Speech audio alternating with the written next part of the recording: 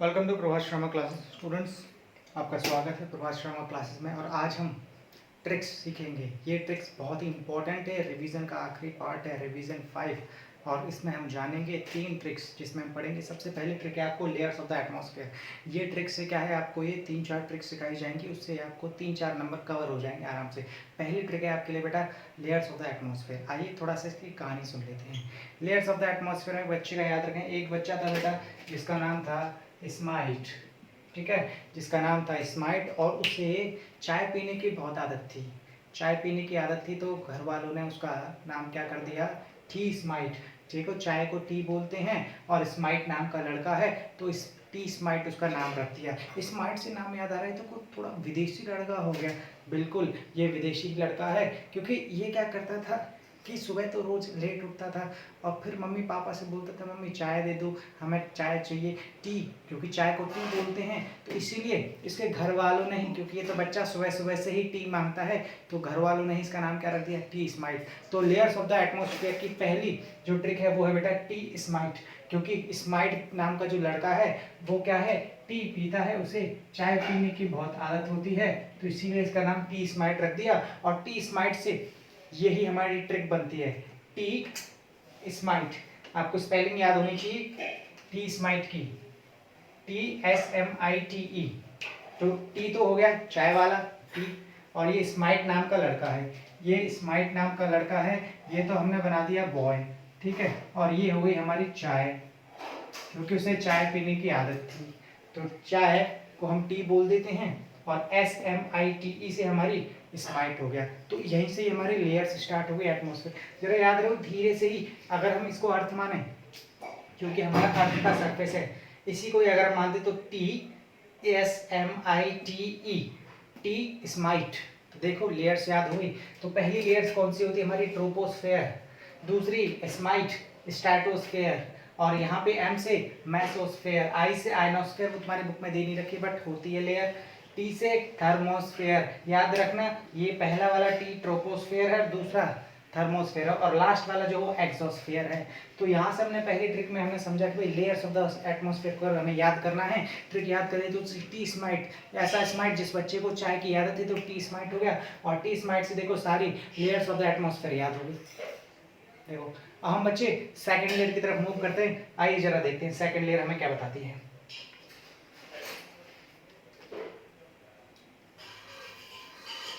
बच्चे अगर second trick की बात करूं, सेकंड ट्रिक में हम क्या पढ़ेंगे, जो हमारे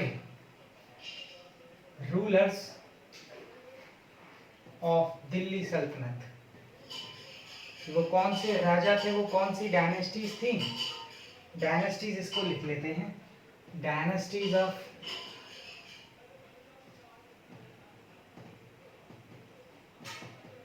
दिल्ली सल्तनत। तो डायनेस्टी की बात करें तो इसकी डायनेस्टी, डायनेस्टी याद रखते, डायनेस्टी को बोलते हैं वंश। वो कौन से वंश आए जिसमें अलग अलग राजाओं ने राज किया दिल्ली सल्तनत के टाइम पर। इसकी अगर मैं ट्रिक की बात करूं तो मैंने आपको जब चैप्टर स्टार्ट कराया था तो सबसे पहली वीडियो में बताई थी। इसकी ट्रिक है बेटा हमारी गुड़ खा तसले में, गुड़ खा तसले में, तसले में। तो बस यहीं से हमारी क्या है ट्रिक स्टार्ट हो गई। ग से हमारा होता है बेटा गुलाम वंश, गुलाम वंश, और जिसको हम बोलते हैं इंग्लिश में स्लेव डायनेस्टी, स्लेव डायनेस्टी। तो ये क्यों पहली स्लेव डायनेस्टी खत्म। ख से खा, गुड़ खा तसले में, तसला गांव में एक चीज इस्तेमाल होती है, इसमें गोबर वगैरह डाला जाता है, वैसे आग जलाने काम भी आता है, कुछ चीजें रखने के स्टोर। तो ख से हमारा हो गया खिलजी, खिलजी वंश। तो खिलजी को हम बोलते हैं खलजी डायनेस्टी, खलजी डायनेस्टी। और त, अब इसको त से ले जो वर्ड है इसको हम 3 पार्ट्स में तोड़ लेंगे। तो त हो गया हमारा, स हो गया और ल हो गया। तो त से हमारा होता है तुगलक, तुगलक डायनेस्टी। स से हमारा होता है सैयद, सैयद डायनेस्टी। और ल से हो गया हमारा लोधी, लोधी डायनेस्टी।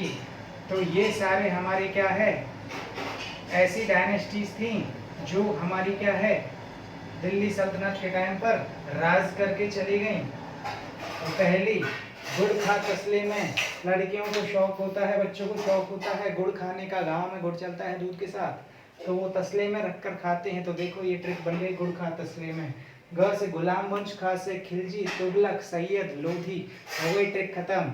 यहाँ पर हमें क्या है, डायनेस्टीज ऑफ द दिल्ली सल्तनत हमने समझ लिया, क्योंकि गुलाम को इसलिए बोला जाता है खिलजी, बाकी सारे नेम्स तुम्हारे इंग्लिश में ही हैं, जैसे हिंदी में वैसे इंग्लिश में। आइए नेक्स्ट ट्रिक की अगर हम मूव करते हैं, तो नेक्स्ट ट्रिक में हमें याद करना है ये, अब हम इस ट्रिक में पढ़ेंगे मुगल एम्परर के रूलर्स कि मुगल एम्परर, मुगल साम्राज्य में कौन कौन से हमारे रूलर्स हुए, रूलर्स ऑफ मुगल एम्परर।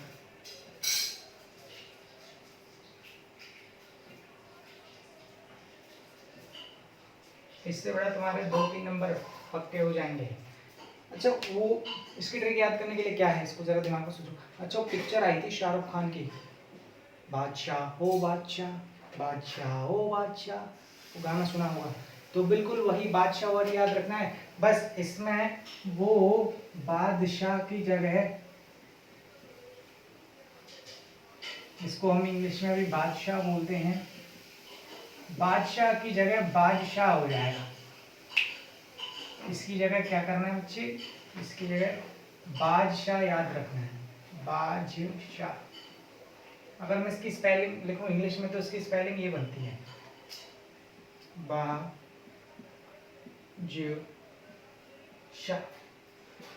बादशाह।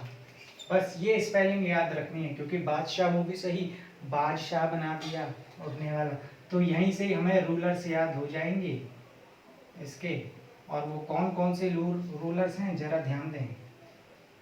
तो बी से हमारा हो गया बाबर, क्योंकि ये क्या है, बच्चे कंफ्यूज होते हैं कौन पहले आया कौन बाद में आया, कौन किसका पिता था, यहीं से पता चल जाएगा। इस ऑर्डर को फॉलो कर लेंगे तो तुम्हारे क्या है, मुगल एम्परर के भी पूरे रूलर्स याद हो जाएंगे, पूरे राजा याद हो जाएंगे। तो बी से हो गया हमारा बाबर, एच से हुमायूं, ए से अकबर, जे से जहांगीर,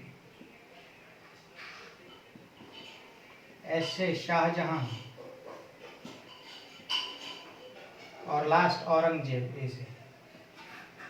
क्योंकि ये तो पता ही है आखिरी रूलर जो हमारे देश पे राज करके गया था मुगल एम्परर का, वो औरंगजेब था, और पहले अकबर आया था। तो देखो यहाँ से हमारे मुगल एम्परर्स के भी रूलर्स याद हुए। हमें बादशाह ट्रिक याद होनी चाहिए, बादशाह ओ बादशाह गाना, तो बस वहीं से ये हमारी बनी है। बी से बाबर, एच से हुमायूं, जे से स्पेलिंग याद रखना बच्चे, सबसे ज़्यादा जो स्पेलिंग। और ये देखो यहाँ से भी पता चल जाता है, बाबर के बाद हुमायूं आया, हुमायूं के बाद अकबर, अकबर के बाद जहांगीर, जहांगीर के बाद शाहजहां, और लास्ट औरंगजेब। शाहजहां ने तो हमें पता है ताजमहल भी बनवाया था, ठीक है। बाबर ने पानीपत का युद्ध लड़ जीता था, तभी उसी पानीपत के युद्ध में इब्राहिम लोदी को हराकर उसने अपना राज कायम कर लिया था, जिसको मुगल राज बोला जाता है। तो बेटा यहाँ पे थी, और ये सभी, ये इसका बेटा, इसका बेटा, इसका बेटा, इसका बेटा, तो सारे बेटे ये सारे तुम्हारे ऑर्डर्स में आ जाएंगे। सबसे पहले ये आया और सबसे लास्ट में ये आया है। आइए नेक्स्ट, अब हम मूव करते हैं बेटा कुछ डायग्राम्स की तरफ। आइए जरा डायग्राम्स को समझते हैं, और उसके बाद हम करेंगे अपने मैप, जो कि बहुत इंपॉर्टेंट मैप होने वाले हैं हमारे। लास्ट में मैप्स को कवर करेंगे। तो ये थी तुम्हारी बेटा 3 ट्रिक्स मतलब 3 नंबर तुम्हारे पक्के। आइए अब हम मूव करते हैं डायग्राम्स की तरफ। अब वो डायग्राम हमें कौन से समझने की जरूरत, ध्यान दें। पहला डायग्राम बेटा layers of the atmosphere, layers of the earth याद हमें करना है, लेयर्स ऑफ द अर्थ। अर्थ की कौन कौन सी लेयर्स होती हैं, तो मैंने आपको बताया था 3 लेयर्स होती हैं। अगर ये हमारी अर्थ है,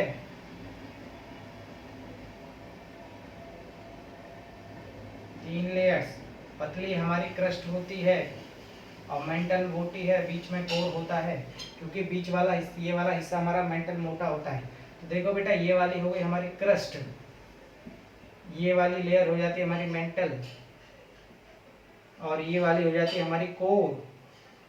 कोर बेटा 2 पार्ट्स में है, एक होता है इनर कोर, एक होता है आउटर कोर। तो आउटर बाहरी वाला हिस्सा यानी कि ये वाला हिस्सा, तो ये आउटर कोर बोल दिया जाएगा, आउटर कोर। और ये अंदर वाला हिस्सा ये इनर कोर है। और इसके आसपास आपको पता है मैग्मा सराउंड करता रहता है कोर के आसपास, तो मैग्मा रिवॉल्व करता रहता है। तो ये है आपके बेटा लेयर्स ऑफ द अर्थ। अगर हम बात करें, ये अर्थ का सरफेस होता है जिसको हम क्रस्ट बोलते हैं। ठीक, नेक्स्ट डायग्राम की हम मूव करते हैं, वो है पढ़ते हैं हम रॉक साइकिल। रॉक साइकिल के डायग्राम क्या बताता है जरा देखते हैं।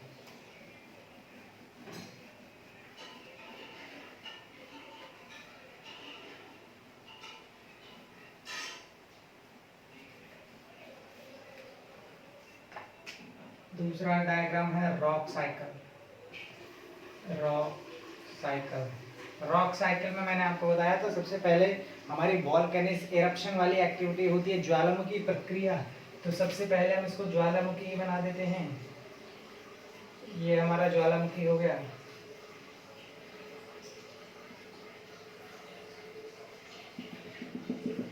ये इसके बाहर मैग्मा निकल रहा है। जब ये मैग्मा ठंडा हो जाता है, जब ये मैग्मा ठंडा हो जाता है तो ये सबसे आग की फॉर्म ही होती है। ये लिक्विड फॉर्म है जिसमें हमारा टेम्परेचर ज़्यादा होता है, क्योंकि हमें पता है कि अर्थ के जो मेंटल में है जो उसमें मैग्मा सराउंड करता रहता है। तो ऐसे ही यहाँ पर भी वो मैग्मा जब वो ऊपर आने की कोशिश करता है प्लेट्स को तोड़कर, टेक्टोनिक प्लेट्स को तोड़कर, तब वॉल्केनिक एक्टिविटी होती है। और जब अर्थ सरफेस पे आ जाता है तो वो आग की फॉर्म में होता है, लिक्विड फायर जिसको हम बोलते हैं। तो लिक्विड फायर को अगर हम बोलें तो उसको बोलते हैं इग्नियस रॉक्स। यहाँ से हमारी बनेंगी इग्नियस रॉक्स।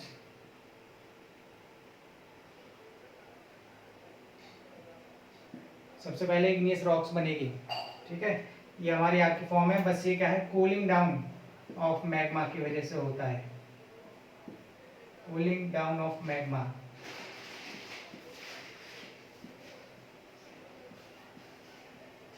इसके बाद जो रॉक बनेगी हमारी, वो छोटे छोटे पार्टिकल्स में टूट जाती है और वो पार्टिकल्स जमा हो जाते हैं तो उनको बोलते हैं सेडिमेंट्स। तो नेक्स्ट रॉक हमारी ये सेडिमेंट्स बन जाते हैं, ऐसे छोटे छोटे पार्टिकल्स।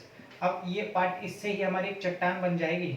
ये छोटे छोटे पार्टिकल्स आपको नजर आएंगे, ये चट्टान ही हमारी क्या इग्नियस रॉक्स बोली जाती है, सेडिमेंट्री रॉक बोली जाती है, क्योंकि ये छोटे छोटे सेडिमेंट्स में जमा हो जाते हैं। तो उसके बाद जो हमारी रॉक बनती है वो सेडिमेंट्री रॉक बनती है। और एट लास्ट जब हमारी लेयर्स जमा होने लग जाती हैं, क्योंकि जब वो सेडिमेंट्स जो है टूट तो जाएंगे, रॉक बना लेंगे, जब वो बह के जाएंगे और एक जगह पे जब सॉइल डिपॉजिट हो जाएगी, जब सॉइल फॉर्मेशन हो जाएगी, जब ये सेडिमेंट्स एक जगह पे जमा हो जाएंगे और लेयर बन जाएगी, लेयर बाय लेयर, और उस लेयर बाय लेयर जब ये बन जाती है उस रॉक को हम बोलते हैं मेटामॉर्फिक रॉक। मेटामॉर्फिक रॉक, क्योंकि इसमें क्या है, लेयर बन जाती है,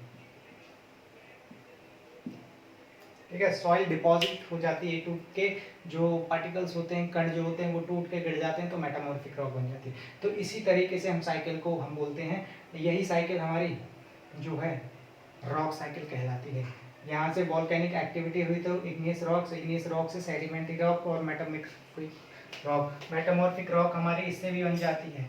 ये अगर हमारी ये जब बात करें मेटामॉर्फिक रॉक की, सबसे बड़ी क्या है, जब इस पर वेदरिंग हो जाती है, जब प्रेशर हो जाता है और रेन का और सनलाइट का जब प्रेशर होता है, फोर्स लगती है एटमॉस्फेरिक प्रेशर और बारिश हो जाती है, तो उसके तुरंत बाद तो ही हमारी जो है वेदरिंग और इरोजन से मेटामॉर्फिक रॉक बनती है। तो ये थे तुम्हारे दो important diagrams, layers of the earth, जिसमें हमने क्रस्ट मेंटल कोर पढ़ा था। कोर भी दो टाइप का होता है, इनर कोर और आउटर कोर। ऐसे ये रॉक साइकिल हमने पढ़ा है, सेकंड डायग्राम बहुत इंपॉर्टेंट है। अब हम मूव करते हैं बेटा कुछ मैप्स की तरफ। तो सबसे पहले मैप जो मैं लेके आ रहा हूँ उस बच्चे जरा ध्यान देंगे, वो है हमारा ओशंस ऑफ द वर्ल्ड और continents of the world.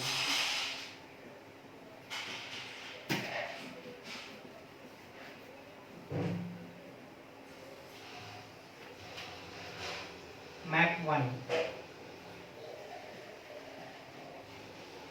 Map first की अगर मैं बात करता हूँ तो अब हम ओशंस ऑफ द वर्ल्ड और कॉन्टिनेंट्स ऑफ द वर्ल्ड की तरफ मूव करेंगे। प्यारे बच्चों, हम सबसे पहले मतलब समझ लेते हैं कॉन्टिनेंट्स का मतलब क्या होता है। ऐसा हमें पता है कि अर्थ हमारी दो पार्ट से मिलकर बनी है, लैंड प्लस वाटर। तो लैंड का जो एरिया होता है उसको हम कॉन्टिनेंट्स बोलते हैं। ये आपको कॉन्टिनेंट नज़र आ रहे हैं, ये ज़मीन का धरातल है, सरफेस है, लैंड एरिया को हम कॉन्टिनेंट्स बोलते हैं। और बचा हुआ जो पानी है सबसे ज़्यादा 71% जिससे हमारी अर्थ बनी हुई है वो उसको हम ओशन बोलते हैं। तो ब्लू कलर का हम मैप में हमेशा ओशंस दिखाते हैं, ज़रा ध्यान रहे। और हमारे ओशंस की अगर मैं बात करूं तो ओशंस हमारे कॉन्टिनेंट्स हमारे बेटा 7 होते हैं, 7 कॉन्टिनेंट्स होते हैं और ओशंस हमारे 4 होते हैं। आइए जरा उन ओशंस पे नज़र डालते हैं कौन से ओशंस हैं। तो सबसे पहले हम ओशंस को ख़त्म करते हैं। ओशंस जो है सबसे बड़ा ओशन आपको जानते हैं वो सबसे बड़ा वो है पैसिफिक ओशन। तो ये आपको, क्योंकि हमारी अर्थ जो है ये हमारी गोल है, स्फेयर है, स्फेरिकल शेप है, ऊपर से जो है नॉर्थ पोल और साउथ पोल से फ्लैट है और यहाँ से इस वाले एरिया से ईस्टर्न और वेस्टर्न हेमिस्फेयर से फूली हुई है, बल्जिंग है। तो अगर मैं इस बात की बात करूँ, ये वाला एरिया जाहिर सी बात है मोड़ के एक ही हो रहा होगा। तो इस वाले जो एरिया है, ये पानी का एरिया जो है इसको हम पैसिफिक ओशन बोलते हैं। तो सबसे पहला हमारा पैसिफिक ओशन खत्म हो गया ये। और सबसे बड़ा सागर, सबसे गहरा सागर भी हमारा, जिसका सबसे ज़्यादा अमाउंट में सरफेस घेरा हुआ है हमारे ज़मीन का, तो उसको हम पानी को बोलते हैं। और ये महासागर इसको बोला जाता है, इसका नाम है पैसिफिक ओशन। तो सबसे बड़ा हमारा पैसिफिक ओशन है। देन उसके बाद अगर मैं बात करूं, उसके बाद आता है हमारा एटलांटिक। एटलांटिक ओशन क्या है? एक तो पहली बात ऐसे शेप में बन रहा है, देखो ये बेटा ऐसे शेप बन रही है। और सबसे ज़्यादा बिजीएस्ट ओशन भी रहता है क्योंकि इस ओशन पे ज़्यादा ट्रेड किया जाता है।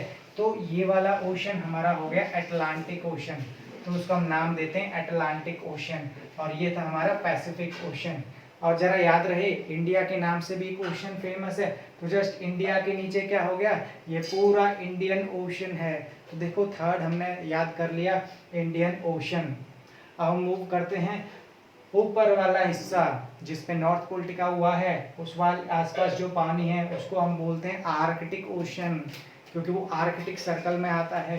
तो देखो आर्कटिक ओशन हो गया हमारा। और साउथ पोल भी होगा, जाहिर सी बात है, उसके आसपास का ये वाला इसको बोलते हैं साउथर्न ओशन। तो साउथर्न ओशन जो अंटार्कटिका के ऊपर टिका हुआ है। तो ये हमारे बेटा हमने 4-5 तरह के अपने ओशंस पढ़े थे। आइए हम कॉन्टिनेंट्स की तरफ मूव करते हैं। कॉन्टिनेंट्स अगर मैं बात करूँ यहीं से हम शुरुआत कर लेते हैं। तो देखो जैसे जैसे तुम्हें देश पता होंगे तो उसके हिसाब से हमारा देखो कॉन्टिनेंट बना हुआ है। ये वाला एरिया नॉर्थ अमेरिका कहलाता है, तो इस कॉन्टिनेंट को हमने नाम दे दिया नॉर्थ अमेरिका। ये वाला हमारा साउथ अमेरिका कहलाता है क्योंकि ऊपर वाला हिस्सा नॉर्थ और नीचे वाला हिस्सा साउथ, तो साउथ को साउथ अमेरिका नाम दे दिया। तो दो कॉन्टिनेंट्स यहाँ पर कवर हो गए। ये बीच में आपको दिखाई दे रहा है, ये हमारा अफ्रीका है बेटा, सबसे अंडर डेवलप्ड है, बहुत गरीब है, काला महाद्वीप भी बोलते हैं इसको। तो ये अफ्रीका है, अफ्रीका महाद्वीप। ठीक, अब हम मूव करते हैं। ये आपको ये छोटा सा ये जो दिखाई दे रहा है, ये सबसे ज़्यादा खिचड़ी जो इसमें बनी हुई है, सबसे ज़्यादा देश कवर है तुम्हारे इसमें, ये हमारा यूरोप है, यूरोप कॉन्टिनेंट। और बचा हुआ ये सारा एरिया हमारा जो है एशिया है, north Asia, south Asia, but पूरे को एशिया हम बोलते हैं। और ये जो बचा है इसको हम ऑस्ट्रेलिया बोलते हैं। और लास्ट ये 6 हो गए हमारे। 7वां ये हमारा अंटार्कटिका है, ये जो ग्रीन ग्रीन, क्योंकि ये भी इसको हम कॉन्टिनेंट बोलते हैं, इस पर बर्फ़ का एरिया है और साउथ पोल भी कहलाया जाता है इस पर, तो इसीलिए इसको अंटार्कटिका बोलते हैं। तो इस तरह से हमने क्या अपने कॉन्टिनेंट्स कवर कर लिए। आइए बच्चे अब हम सेकंड मैप की तरफ मूव करते हैं। सेकंड मैप में हम पढ़ेंगे नेबरिंग कंट्रीज।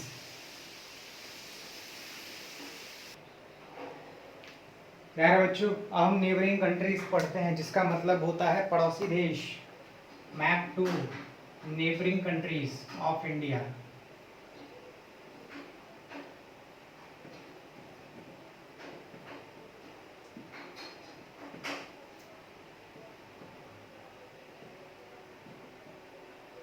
किसकी नेबरिंग कंट्रीज पढ़नी है? हमें इंडिया की पढ़नी है। आइए जरा ध्यान दे लेते हैं। यहाँ पर आपको कोई से भी 5 नेबरिंग कंट्रीज याद कर ले तो आसपास की पढ़ते हैं। ये वाला एरिया देखो, ये पूरा आपके सामने इंडिया का मैप बना हुआ है बच्चे, ये पूरा इंडिया का मैप है। तो इसके पहले हम इस तरफ की कंट्रीज कवर कर लेते हैं। इसको आपको पता है इस वाली कंट्री क्या बोला जाता है? हमारा पहला हिस्सा था जब हमारा देश आज़ाद होने से पहले, तो इस वाले कंट्री को बोला जाता है, जो देश है ये है पाकिस्तान। तो ये पहला हमने पाकिस्तान किया है। उसके ही जस्ट बगल में जो चिपका हुआ है यहीं से ही अफगानिस्तान स्टार्ट हो जाता है, जहाँ पे तालिबान की हुकूमत चलने लगी है। तालिबान ने जो है राज कर लिया है। ये देश है हमारा अफगानिस्तान। ठीक, ये नीचे जो आपको एक आम की तरह जो शेप दिखाई दे रही है या फिर नारियल की तरह जिसकी शेप दिखाई दे रही है, ये हमारा श्रीलंका, रावण की लंका, याद रहे। तो ये हो गया हमारा थर्ड श्रीलंका। हमारा पहले ये वाला हिस्सा बोला जाता था ईस्टर्न में बंगाल, पूर्वी बंगाल, ठीक है, इसको पूर्वी पाकिस्तानी बोले जाते थे। तो इस वाले एरिया को यहाँ पे हमने नाम दे दिया बांग्लादेश। बांग्ला भाषा ज़्यादा इस्तेमाल होती थी यहाँ पर, तो ये वाला देश हमारा हो गया बांग्लादेश।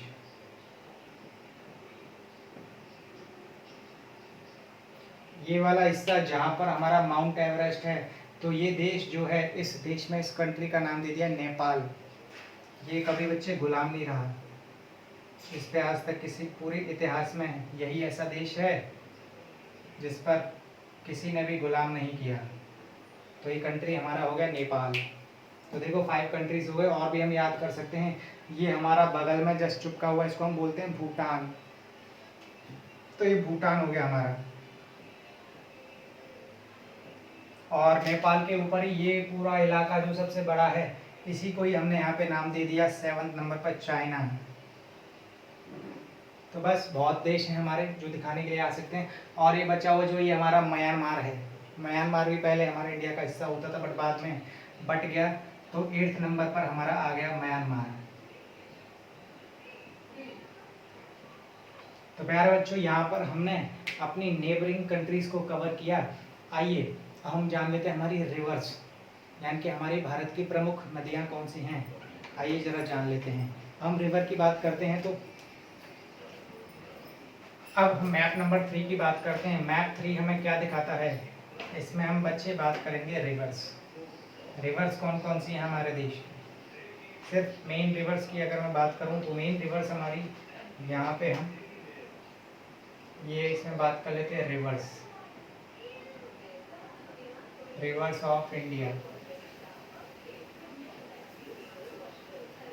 अच्छा बच्चे, ये जो जा रही है रिवर की अगर मैं बात करता हूँ, ध्यान दें, ये पूरा हिस्सा अगर मैं बात करूँ, यहाँ पे पंजाब जगह, क्योंकि ये पंजाब पूरा स्टेट है। और पन का मतलब होता है 5, जाब का मतलब होता है जल, यानी कि जिस जगह से 5 तरह का जल जाके बहता है उसको पंजाब बोलते हैं। तो 5 नदियों से मिलाकर एक नदी बनती है इंडस रिवर, जिसको पहले हम बोलते थे सिंधु नदी। तो पहली अगर मैं बात करूँ, इंडस रिवर है हमारी, ठीक, इंडस रिवर ये है। ये पूरा इलाका, ये जो ब्लू कलर का जो दिखाई दे रहा है, ये पूरा इंडस रिवर का इलाका कहलाया जाता है। तो ये वाली रिवर्स हमारे इंडस रिवर है। सेकंड अगर मैं बात करूं, हमारे यूपी से याद रहे 2 तरह की रिवर्स जाती हैं। सबसे ज़्यादा फेमस गंगा और यमुना। याद रहे, इसको कैसे हम कर सकते हैं, इसको ऐसे कर सकते हैं कि भैया जी पहले आता है अल्फ़ाबेटिक ऑर्डर में और वाई बाद में आता है। तो बिल्कुल मैप में ही ऊपर वाली जो है ये गंगा आ जाएगी, ये गंगा है।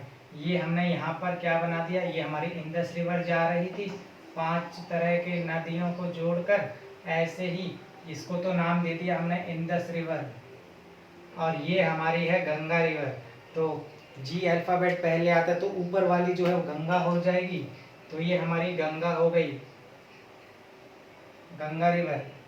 और साइड सी बात है, यमुना से वाई, तो वाई बाद में आएगा अल्फ़ाबेटिकली। तो उसके जस्ट नीचे जो रिवर जा रही है ये हमारी यमुना रिवर, इसको हम यमुना रिवर नाम देते हैं। ये है हमारी यमुना रिवर। अब हम बात करते हैं नेक्स्ट। अच्छा याद रही, नर्मदा रिवर जो है वो भोलेनाथ जी ने स्टार्ट करी थी, उनको भोलेनाथ जी के द्वारा बरसाई गई थी, बनाई गई थी नर्मदा रिवर। आइए जरा जान लेते हैं नर्मदा रिवर है कहाँ। नर्मदा रिवर तुम्हारी पड़ती है बेटा ये गुजरात वाले हिस्से से, ये जो जा रही है हमारी, ये नर्मदा रिवर है। और ये हमारी मैकाल हिल से स्टार्ट होती है, ये नर्मदा रिवर है, ठीक है। इसको हमने यहाँ पे नर्मदा रिवर नाम दिया है। और जस्ट इसी के ही नीचे से एक और रिवर जा रही है जिसको हम तापी नाम देते हैं, ताप्ती नदी इसको हम बोलते हैं। तो 4th नंबर पर हमारी हो गई तापी। 5th नंबर की अगर मैं बात करूं, ये सबसे एक बात करते हैं, एक तो हमारी गंगा नदी है जो यहाँ से बहकर चली जाती है, क्योंकि गंगा और यमुना आपस में मिल जाती हैं, उस जगह को बोला जाता है इलाहाबाद, उसको हम प्रयागराज के नाम से भी जानते हैं। और फिर ये एक रिवर बन जाती है भगीरथी, और फिर ये हमारे बंगाल की खाड़ी में जाके ख़त्म हो जाती है। एक और रिवर यहाँ से जाती है बच्चे, ये हमारी ब्रह्मपुत्र रिवर स्टार्ट हो जाती है। ये चाइना से, पहले तो चाइना वाले एरिया में घूमती है और फिर यहाँ से हमारे इंडिया में आ जाती है, और फिर ये इंडिया से ये वाले इलाके में असम से होकर मेघालय बांग्लादेश से होकर ख़त्म हो जाती है। तो ये वाली हो गई हमारी ब्रह्मपुत्र रिवर, ये ब्रह्मपुत्र रिवर हो जाती है बच्चे। जो भी मैं आपको मैप में दिखा रहा हूँ ये रिवर्स बनाकर ही दिखा रहा हूँ काली कलर की। एक यहाँ पे एक रिवर जाती है बच्चे, जरा ध्यान रहे, तमिलनाडु में 3 रिवर जाती हैं। एक जाती है ये, ठीक, एक ये वाली जाती है, एक ये वाली जाती है हमारी महानदी गोदावरी, गोदावरी ये रही, ठीक। ये हो गई हमारी कृष्णा नदी,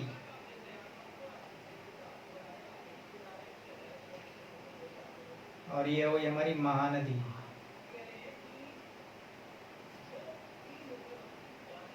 आइए जरा बात कर लेते हैं। तो सबसे पहले जरा याद रहे, सबसे एक महानदी, महानदी ये एक्चुअली जहाँ से हमारी नर्मदा स्टार्ट होती है उसके जस्ट अपोजिट जो हमारा पर्वत पड़ता है, माउंटेन पड़ता है, उसके बाद से ही हमारी महानदी स्टार्ट हो जाती है। तो इस नदी का नाम है महानदी, ठीक। नेक्स्ट अगर मैं रिवर की बात करूँ, ये रिवर जो हमारी कहलाती है, ये नदी है हमारी गोदावरी,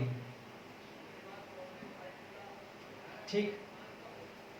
गोदावरी नदी को हम दक्षिण गंगा के नाम से भी जानते हैं, इसको साउथ की गंगा भी बोली जाती है, क्योंकि इससे ऊपर वाला इलाका नॉर्थ और नीचे वाला इलाका साउथ, तो इसको दक्षिण गंगा के नाम से भी जाना जाता है गोदावरी। ये हमारी कृष्णा रिवर, इसको हम कृष्णा नदी बोलते हैं। इसमें याद रहे कृष्णा नदी में हमारे हीरे डायमंड्स वगैरह पाए जाते थे बहुत पुराने टाइम पर, डायमंड्स हीरे। और ये लास्ट है हमारी कावेरी, ये है कावेरी नदी। एक तो स्टूडेंट्स ये कुछ हमारी फेमस नदियाँ थी, तो उसमें भी हम नाम डाल लेते हैं। यहाँ पे हमने पढ़ी थी महानदी, महानदी, उसके बाद हमने पढ़ी है गोदावरी, और ये हम पढ़ रहे हैं यहाँ पर कृष्णा नदी। 8 नंबर पर हमने पढ़ी थी कावेरी। कावेरी को पहले ये नाम भी लिख सकते हैं कावेरी, KAVRI, और अंग्रेजों के टाइम पे कावेरी भी बोला जाता था। इसकी स्पेलिंग ये भी हो सकती है CAUVERY, कावेरी रिवर भी हो सकता है। तो ये हमारी कुछ फेमस रिवर्स हैं जो हमने जानी। साथ में हाँ, एक रिवर ये भी जाती है हमारी चंबल, यहाँ से हमारी चंबल रिवर भी जाती है।